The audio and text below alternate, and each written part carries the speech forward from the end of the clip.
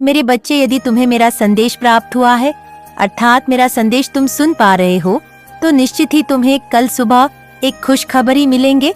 और वह खुशखबरी क्या होगी वह हम तुम्हें बताएंगे, लेकिन यह खुशखबरी तुम्हारे संदेश को पूर्ण रूप से सुनने के पश्चात ही अगले दिन की सुबह प्राप्त होगी।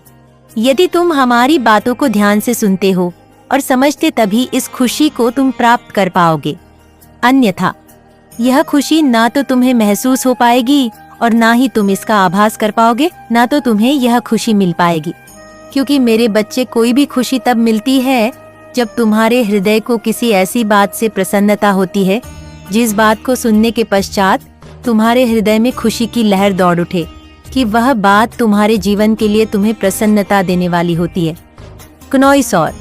तुम्हें खुश करने वाली ऐसी बात जो कि तुम्हारे जीवन में चल रहे समय में परिवर्तन लेकर आती है, अर्थात जो आज का समय चल रहा है उसमें परिवर्तन आता है,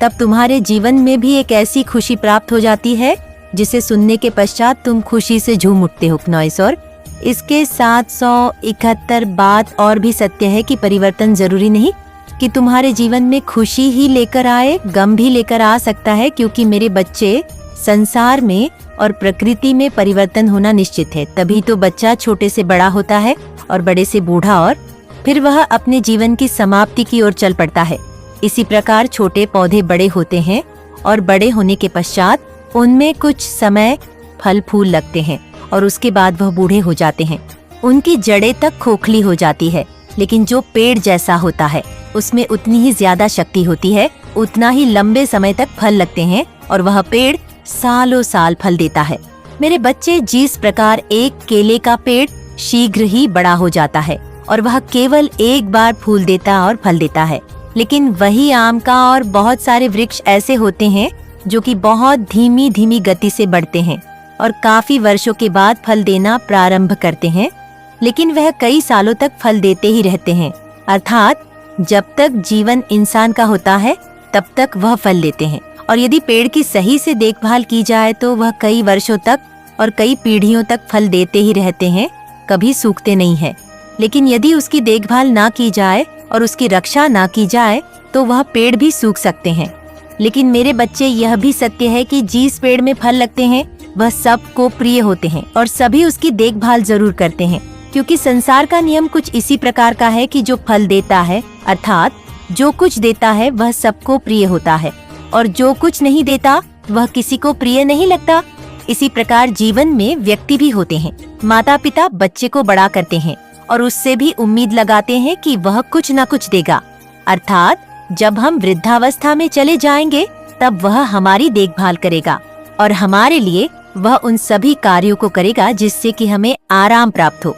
और हमारा जीवन खुशहाली में बीतेगा। इसलिए जीवन में कभी भी कोई भी चीज में और समय में परिवर्तन आना जरूरी है, क्योंकि जीवन चलायमान है, वह चलता रहता है, और जो चीज चलती है कि उसमें परिवर्तन आना निश्चित है। लेकिन मेरे बच्चे, कौन सी खुशी है जो तुम्हें प्राप्त होने वाली है और कैसे प्राप्त होगी ना, सबसे मुख्य बात यह है कि एक ऐसी खुशी जो तुम्हारे जीवन में बहुत बड़ा परिवर्तन लेकर आएगी, वह जो तुम्हें प्राप्त होगी उसके लिए तुम्हें कुछ कार्य भी करना होगा। क्योंकि जब तक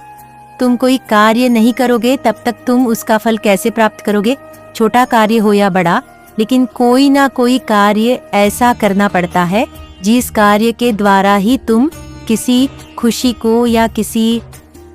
भी परिणाम को हासिल कर सकते हो, अर्थात प्राप्त कर सकते हो। मेरे बच्चे, अब ध्यान से सुनो कि यदि आज तुम मेरे संदेश को पढ़ रहे हो, अर्थात सुन रहे हो, तो निश्चित ही इस बात को समझ लो कि कल प्रातःकाल जब तुम जग होगा तो तुम अपने जीवन की सभी बातों को भूलकर तुमने जीवन में क्या किया, क्या नहीं किया या गलत किया, जो करना था कर दिया, जो होना था वह हो गया, उस पर तुम्हारा अब कोई बस नहीं है क्योंकि तुम पीछे के समय में जाकर कोई भी बात को ठीक नहीं कर सकते और ना ही किसी चीज को व्यवस्थित कर सकते हो, ना की हुई गलती को सुधार सकते हो, और ना ही तुम्हारा जो समय निकल चुका है वह तुम्हारे पास वापस चल कर आ सकता है। क्योंकि मेरे बच्चे, जो समय निकल चुका है वह जा चुका है। अभी का समय जो तुम्हारे समक्ष है, अर्थात आगे का भविष्य जो चल रहा है, आने वाला कल, उस पर तुम्हें विशेष ध्यान देना होगा। और ध्यान तुम्हें यह देना है कि जब तुम प्रातः काल उठोगे तो केवल अपने दोनों हाथों के हथेलियों को जोड़कर ईश्वर को प्रणाम करने से पहले केवल एक लोटे में थोड़ा सा जल लेना और ईश्वर का नाम लेकर, अर्थात तुम जिस देवीय शक्ति को मानते हो उनका नाम लेकर बैठ जाना, पूर्व की तरफ मुख कर लेना और तुम बस इतना ध्यान रखना कि तुम उसी देवीय शक्ति का स्मरण करना जिस देवीय शक्ति को तुम मानते ओ, जिस पर सबसे ज्यादा तुम्हें भरोसा है। तुम्हें ऐसा आभास होता है कि वह दैवीय शक्ति कोई ना कोई संकेत देती है, तुम्हारे सबसे करीब है, क्योंकि मेरे बच्चे, जो देवीय शक्ति तुम्हें सबसे ज्यादा अपने करीब लगेंगी वही देवीय शक्ति को तुम महसूस कर सकते हो। और जब तुम मेरे बताए हुए कार्य को करोगे वह दैवीय शक्ति भी निश्चित उस समय तुम्हारे करीब आएगी और तुम्हारे कुछ ऐसे बोलने पर तुम्हारी उस बात को अवश्य ही पूरा करेगी। अर्थात तुम्हें बोलना केवल यह है कि तुम जिस कार्य के बारे में अभी तक सोच सोच कर परेशान हो, अर्थात आज के समय में जो तुम्हारा आज का समय चल रहा है उसमें तुम कौन सी बात को लेकर परेशान हो, उस बात के बारे में वह कोई समस्या हो सकती है, तुम्हारे व्यवसाय से जुड़ी कोई बात हो सकती है, तुम्हारे भविष्य में होने वाले किसी कार्य के बारे में कोई बात हो सकती है, या तुम्हारा विवाह नहीं हो रहा है उसके बारे में कोई ऐसी बात जो तुम्हारे मन को बहुत ज्यादा परेशान कर रही है। मेरे बच्चे, तुम्हें बार बार ऐसा आभास हो रहा है कि तुम्हारा वह कार्य पूर्ण नहीं हो रहा है। तुमने बहुत ज्यादा प्रयास कर चुका है लेकिन वह कार्य अभी भी अधूरा है। कार्य चाहे बच्चे का हो या बड़े का या फिर बूढ़े का, कुछ भी हो सकता है। तुम्हारे मन को परेशान करने वाली वह कोई भी बात, उस बात को केवल तुम्हें बोलना है और वह इस तरह से बोलना है कि मेरा व्यवसाय बहुत ज्यादा अच्छा चल रहा है, बहुत ज्यादा उन्नति कर रहा है, मैं आज के समय में उस व्यवसाय को बहुत आगे तक ले जा चुका हूँ। आपकी कृपा से मेरा व्यवसाय आज आसमानों की ऊंचाइयों को छू रहा है। मैं उन सभी कार्यों को पा रहा हूँ जिनको करने में आज से पहले मैं अमर्थ था, अर्थात यह सब आपकी कृपा से हुआ है और मैं बहुत ही ज्यादा प्रसन्न हूँ। इसलिए आप मुझे प्रसन्नता का आधार समझे, अर्थात मैं आपकी इस कृपा से बहुत ज्यादा प्रसन्न हूँ। हे ईश्वर, आप अपनी कृपा को इसी प्रकार से मेरे ऊपर बनाए रखें और मेरा जो व्यापार या जो भी कार्य इतना अच्छा चल रहा है उसे आगे आगे बढ़ाएं। सिर्फ यह बात तुम्हें 21 बार बोलनी है और तुम्हें प्रतिदिन सुबह सूर्य निकलने से पहले ही इस बात को बोलना होगा। जो प्रक्रिया बताई है मेरे बच्चे, उस प्रक्रिया को बार बार दोहराना है। इस बात को तुम कोई उपाय या टोटका मत समझना, क्योंकि यह कार्य बहुत ही ज्यादा शक्तिशाली है और यह कार्य तुम्हारे जीवन में तुम्हें ऐसी खुशी प्रदान करेगा, ऐसी खुशी प्रदान करेगा कि तुम खुशी से झूम उठोगे। क्योंकि सुबह सुबह प्रातः काल जब देवीय शक्तियाँ बहुत ज्यादा प्रसन्न मन होती हैं और जब प्रसन्नता मन दैवीय शक्तियाँ का तुम आह्वान करते हो, अर्थात जिस दैवीय शक्ति को तुम सबसे ज्यादा मानते हो, जिस पर सबसे ज्यादा तुम्हें विश्वास होता है कि वह शब्द तुम्हारे करीब है और तुम उसे अपने करीब महसूस करके ऐसी बातें बोलते हो, तो वह देव शक्ति निश्चित ही तुम्हारी बात को सुनने के पश्चात तुम्हारी बात को उसी समय स्वीकार कर लेती है और बार बार, अर्थात प्रतिदिन बोली गई बात से वह तुम्हारी जो भी बात होगी उसमें अपने आप ही शक्ति उत्पन्न हो जाएगी और वह कार्य पूर्ण होने के लिए वह दैवीय शक्ति भी विवश हो जाएगी और तुम्हारे कार्य को पूर्ण करना प्रारंभ कर देगी। मेरे बच्चे, इस बात का ध्यान रखना कि बोलने कार्य है जो अभी तक पूरा नहीं हुआ है। तुम्हारा मन उस पर संकेत देने लगेगा। तुम्हारा मन प्रसन्न रहकर उस बात पर जिस पर अभी तक विश्वास नहीं कर पाया था, तुम्हारा मन पूर्ण रूप से विश्वास करने लगेगा कि जो तुम बोल रहे हो वह सत्य हो रहा है। क्योंकि मेरे बच्चे, मन तभी किसी बात का सही से संकेत देता है जब वह कार्य पूर्ण होना प्रारंभ हो जाता है। क्योंकि मन के अंदर और हृदय के अंदर जब ईश्वर की शक्ति का उस समय वास होता है तो वह मन किसी भी बात का उत्तर नहीं देता, बल्कि वह दैवीय शक्ति उस बात का उत्तर देती है कि तुम जो सोच रहे हो, जिस बात का विश्वास रख रहे हो, जिस बात पर बहुत ज्यादा प्रसन्न हो रहे हो, वह बात अवश्य ही पूर्ण होगी। और यही विश्वास ही तो उस दैवीय शक्ति को तुम्हें मजबूर कर देती है अपनी ओर आकर्षित करने पर, इस कार्य को पूर्ण करने पर। और व्यक्ति उस कार्य को होता स्वयं खुली आंखों से देख पाता है कि हाँ, सच कुछ नहीं है। प्रातः काल जब तुम जगा होगा तो इस बात को तुम्हें केवल कुछ समय के लिए बोलना है और अपने मन में धारण कर लेना है कि यह सत्य हो रहा। मेरे बच्चे, मेरे समक्ष खड़े हो जाना और मेरे समक्ष खड़े हुए अपनी आंखों को बंद करके अपने मन से अर्थात हृदय से मेरी प्रतिमा को देखने का प्रयास करना और ऐसा आभास करना कि तुम्हारा वह कार्य पूर्ण होने लगा है, अर्थात तुम्हें जिस कार्य के लिए लक्ष्मी की आवश्यकता है वह लक्ष्मी मैं तुम्हें दे रही हूँ और तुम्हारे लिए लक्ष्मी के सभी रास्ते खोल रही हूँ। अर्थात माँ लक्ष्मी को प्राप्त करने के सभी मार्ग जैसे जैसे खुलने तुम स्वयं बंद आंखों से देखोगे तो तुम्हें स्वयं ही इस बात का पता चल जाएगा कि जो तुम वयम अपने मन की आंखों से देख रहे हो वह धीरे धीरे करके सत्य होना प्रारंभ हो चुका है और वह मार्ग भी खुलने लगा है। जिसको तुम खुलते हुए बंद आंखों से देख रहे हो वह सत्य होने लगा है। खुली आंखों से देखा गया सपना और बंद आंखों से देखा गया, मन से विचारधारा किया गया हर सपना पूरा होता है। मेरा आशीर्वाद सदैव तुम्हारे साथ है। तुम्हारा कल्याण हो। जय हो माता रानी। हर हर महादेव। मेरे बच्चे, आपके भाग्य में क्या लिखा है, क्या होने वाला है और क्या हो चुका है, आपके पूरे जीवन की सच्चाई आज आप सुन पाएंगे और समझ भी पाएंगे कि आपके जीवन में जो हो रहा है वह क्यों हो रहा है और आगे जीवन में जो होगा वह क्यों होगा और क्या क्या होगा। मेरे बच्चे, आज का संदेश आपको 2 फाइलें में दिया गया है। एक फाइल में माँ काली है और दूसरी फाइल में माँ पार्वती है। पहली फाइल से माँ काली आपको बताएंगे कि आपके भाग्य में क्या लिखा हुआ है और क्या होने वाला है, और दूसरी फाइल में माँ पार्वती आपको बताएंगे कि आपके जीवन की कड़वी सच्चाई क्या है और आपके भाग्य में क्या लिखा हुआ है, कैसा है आपका भाग्य और क्या क्या आपको प्राप्त होगा,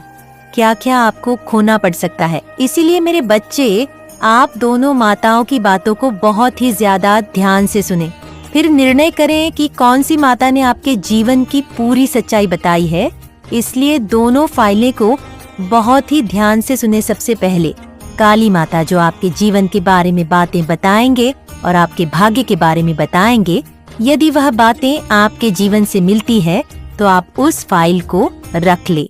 लेकिन दूसरी फाइल जिस माता पार्वती है उनकी बातों को भी जरूर सुने, क्योंकि आपके जीवन की कुछ न कुछ सच्चाई माता पार्वती की फाइल अर्थात माता पार्वती जब आपको बताएंगे पूरी बातें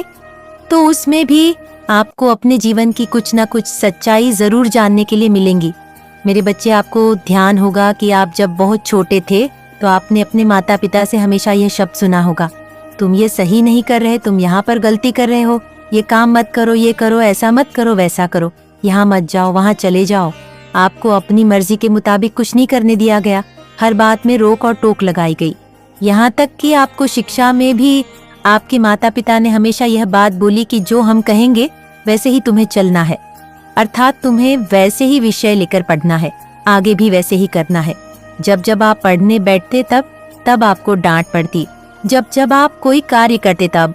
तब आपने बहुत ज्यादा डांट सुनी है। आप सहमे रहे, डर कर रहे, हर वक्त आपको यह डर सताता रहता कि कहीं आपके माता पिता आपसे कुछ कह ना दे। आप सही भी कर रहे होते तो भी आपके मन में हमेशा यह डर चलता रहता कि कहीं आपके माता पिता उस सही कार्य में भी आपको डांट ना दे, और इसी बात से आपका हृदय बहुत ही ज्यादा डरा डरा सा रहने लगा,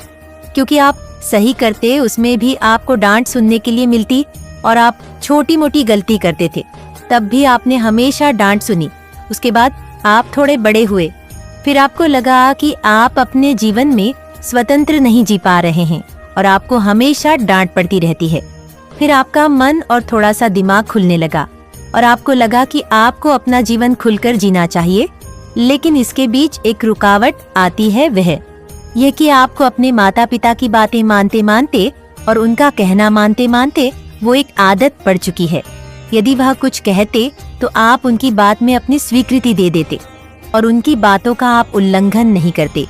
भले ही आपका मन किसी भी बात से दुखी हुआ, लेकिन आपने कहीं ना कहीं उनकी हर बात को माना है, उनके सामने अपना सिर झुकाया है। उन्होंने जैसा पढ़ाई के लिए कहा, जितना आपसे हो सकता था उतना किया। लेकिन मेरे बच्चे, अब आप बड़े हो चुके हो, आप भी अपने जीवन में कुछ करना चाहते हो और आपका जीवन आप अपनी मर्जी से जीना चाहते हो, लेकिन इसके बीच में अभी भी एक रुकावट आ रही है कि आप कौन सा रास्ता चुनो और कौन सा रास्ता आपके लिए सही है। इस रास्ते को लेकर आप बहुत ज्यादा भ्रमित हो, क्योंकि मेरे बच्चे आपके माता पिता जिस रास्ते पर चलने के लिए कहते हैं, अर्थात पढ़ाई के साथ 177, आपने अपने जीवन में कुछ सोचा है कि मैं ऐसे नौकरी करूंगा या मैं ऐसे नौकरी कर रहा हूँ तो मुझे यहाँ नौकरी नहीं करनी या मुझे दूसरी करनी है, मुझे ऐसा जीवन साथी चाहिए, मुझे ऐसे जीवन जीना है। आपके बड़े बड़े सपने हैं कि मुझे ऐसे छोटे से जीवन को नहीं जीना है, मैं कुछ बनूंगा और मुझे बहुत बड़ा मुकाम हासिल करना है। मुझे अपने घर परिवार को देखते हुए, जो कि 11 रुपए के लिए तरसा है, मैं यह नहीं चाहता कि मैं अपने जीवन को उसी तरह से जिस तरह से मेरे माँ बाप थोड़े थोड़े पैसों के लिए तंग रहे और परेशान रहे। मैं चाहता हूँ कि मैं अपने जीवन में आराम से जीऊं, अपने जीवन का आनंद लूं, अपने माता पिता को भी आनंद दिलाओ। संगीत, मेरे बच्चे, आपके जो बड़े बड़े सपने हैं,